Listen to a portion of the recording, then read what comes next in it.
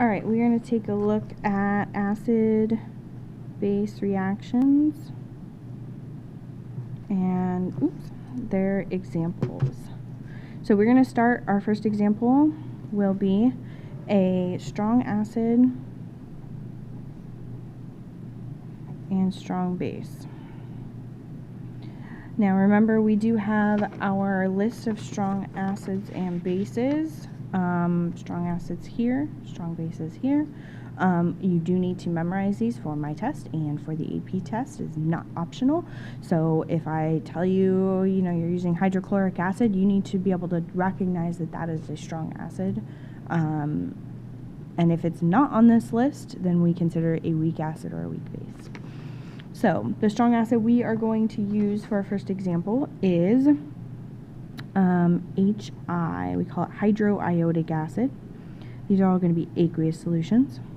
We're going to add to that barium hydroxide, which is one of our strong bases, aqueous. We're going to take a look at the products it forms. Whenever we're dealing with acid-base reactions, we're still having a double replacement. So we have hydrogen and barium switching places with each other. So hydrogen is going to come over here and get paired with our hydroxide ion.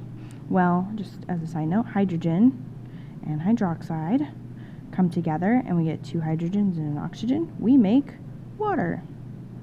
Water is a liquid. So we go ahead and make our water molecule.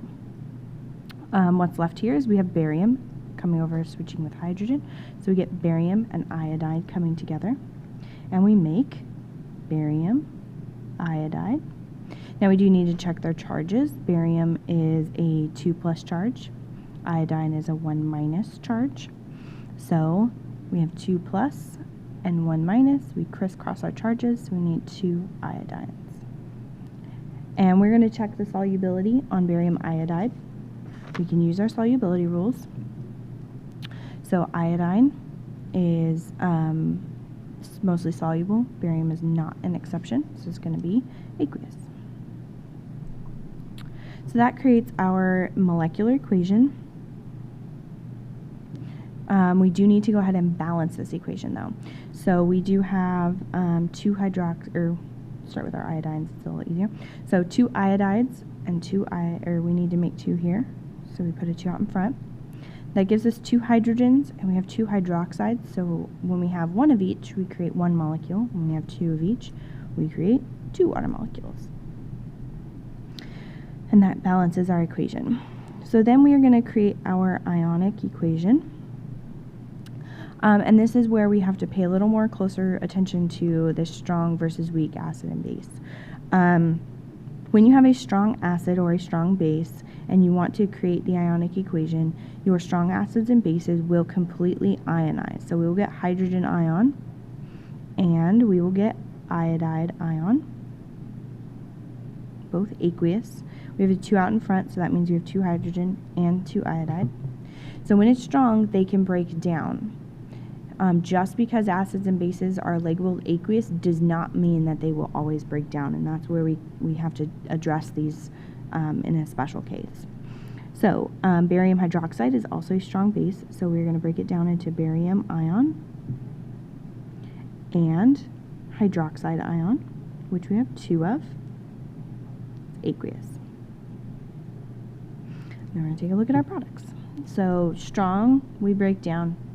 Weak, we keep together. In our products over here, we're going to form, I'm going to actually drop our products down to the next line a little bit so that we can read all of it. So we've got our 2 water molecules. They are liquid. And then we've got our barium iodide. We decided it was aqueous, so this side we're just going to go ahead and follow the normal solubility, break it down.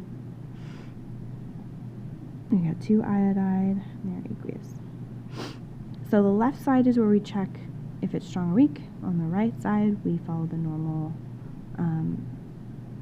process. So that's our Ionic equation. And then when we want to make our net Ionic equation, just like we normally do, we're going to take out our spectator ions. So iodide and barium. So we can make our net Ionic. So the only things that we really have left here are 2 hydrogen ions and our 2 hydroxide ions, making our 2 water molecules, liquid. So this is our net ionic equation when we have a strong acid and a strong base that are aqueous. Pretty straightforward reaction. What we're really creating here is water. All right, our next one we're going to try is a